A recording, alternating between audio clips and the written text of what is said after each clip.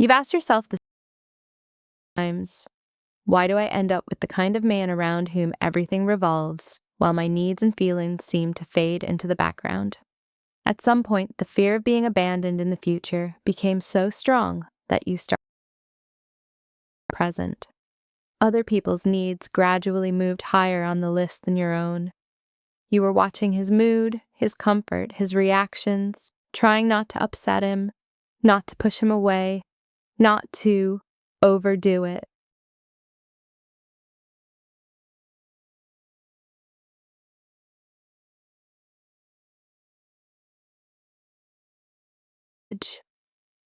As long as he stays, I'll adapt. When you don't have your own clear standards of what is okay and what is not, someone else's standards will be imposed on you very quickly. You don't spell out what is too hurtful, what is unacceptable, where you're not willing to keep enduring, yet deep down, you still feel used. You don't call him out on hurtful behavior, but you walk around hurt and unhappy, as if stuck in a dead end. The truth is, almost any woman can. It often looks beautiful. You feel a connection. He is attentive. He texts, calls, asks how you are. He knows how to be charming, how to create an impression of a strong, reliable, charismatic partner. At that stage, you're not thinking, here comes the man who will emotionally destroy me. Then the tone starts to shift. Your feelings slowly slide off the table. Any attempt to talk about what hurt you meets a wall. Why do we need to talk about this? Why are you ruining such a good day? When you bring something up to solve a conflict, he reacts as if you're attacking him. And at some point, you notice that you're the one being blamed for everything, for the fights, for the drama, for never being satisfied. This kind of relationship can hook anyone. The difference is that some women at a certain point tell themselves, I feel awful, I need to get out, while others stay even when they clearly sense that something is very wrong. The conversation here is not about guilt. It's not about, you chose this, so it's your fault. It's about understanding how to protect yourself and stop repeating the same scenario. Even if you ignored warning signs for a long time, you still don't deserve to be treated badly. Nobody deserves emotional, physical, or psychological abuse. The fact that you once overlooked the first red flags doesn't cancel your right to safety and respect. Many women after such relationships say roughly the same thing. I finally left a narcissist. It was hell. Then I met someone new. Things were good for a while, and now I see he's just as self-centered, maybe worse. How did I end up here again? It's very easy then to decide. I must just attract narcissists. Something is wrong with me. The word narcissist is thrown around a lot these days, sometimes without reason. That's true. But behind this overuse, there is real pain. Sometimes we really do get drawn to people who are comfortable taking more than they give, who put themselves in the center and don't meet us halfway emotionally. What matters most here is not their label, but your inner readiness to step back into a familiar role. If, as a child, your feelings were often ignored, shamed, or dismissed, adult relationships where you're devalued can feel strangely normal. The nervous system starts to equate love with effort and closeness with pain. A man who pulls you closer one moment and pushes you away the next, who idealizes and then belittles you, unconsciously fits that early blueprint. The chaos feels familiar, and the familiar feels safer than the unknown. Many women honestly see a pattern in their lives. Emotionally unavailable people show up again and again. You keep pouring yourself out, and you keep meeting men who only know how to take. You're drawn to those you have to chase. After a while, it's hard to call that pure coincidence. A quiet thought appears. Maybe there is something in the way I choose and the way I stay. For a narcissistic partner to keep you for a long time, certain traits on your side are very convenient. The women who stay are usually the ones who sacrifice themselves over and over. Giving is easier than asking. Adapting is easier than standing their ground.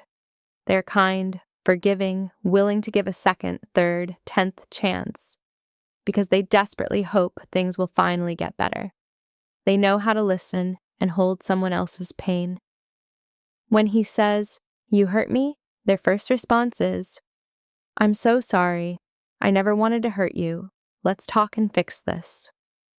They truly don't want to destroy the relationship. But when they try to share their own pain, the answer sounds completely different. "Your feelings are your problem. That never happened. You're too sensitive." A narcissistic man needs someone who will stay even when he blames her for things she didn't do, devalues her, ignores her, applies double standards. This woman is loyal because she's terrified of letting go.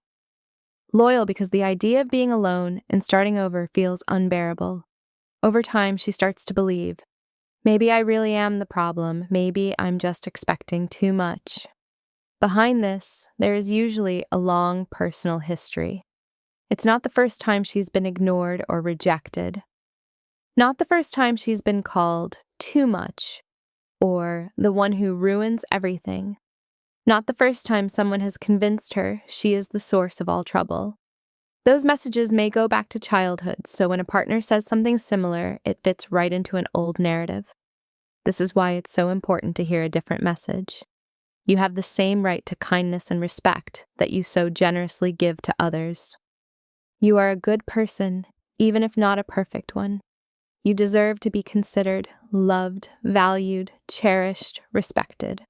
You deserve a partner who is genuinely interested in hearing and understanding your pain, just as you carefully choose your words not to hurt him.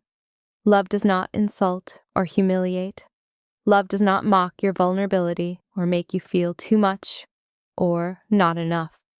The word love by itself says nothing if the actions don't match. Love is concrete behavior, care, interest, consistent presence, a sense of safety. Real love feels like a place where you don't have to tiptoe and constantly watch yourself to avoid being made into the villain. Being a giver is not a flaw. Generosity, empathy, the wish to support and help heal are beautiful qualities. Many women who call themselves empaths live exactly like this. They want to rescue others with their love. Trouble starts when this gift flows only outward and never back toward you. You're ready to save everyone except yourself. For a narcissistic partner, this is the perfect setup. He needs someone passive and compliant so that he always remains more important. Deep down, he believes he has the right to treat others however he wants.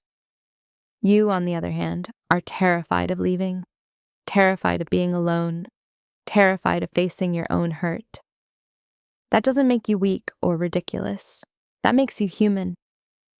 But this fear is exactly what keeps you in a relationship that proves again and again, your feelings don't matter here. At some point, it becomes crucial to shift your attention from what he is doing to me to a quiet, honest question.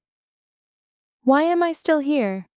The answer is painful but freeing, because there is your own fear, shame, old wounds, low self-esteem. You are not to blame for being hurt, yet now you are the one who chooses whether to keep living in that hurt or start building something different. Healthy boundaries are not cruelty and not selfishness. They are a form of love. When you truly care about someone, you want to know their limits and your own. You want to know what feels safe to them and what doesn't, what they need to feel loved, valued, respected. So the key question becomes, do you really believe you yourself deserve that kind of love?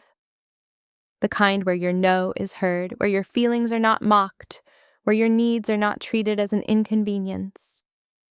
As long as the inner voice whispers, "I'm not worthy of that," your hands will keep reaching for the bare minimum and calling it enough.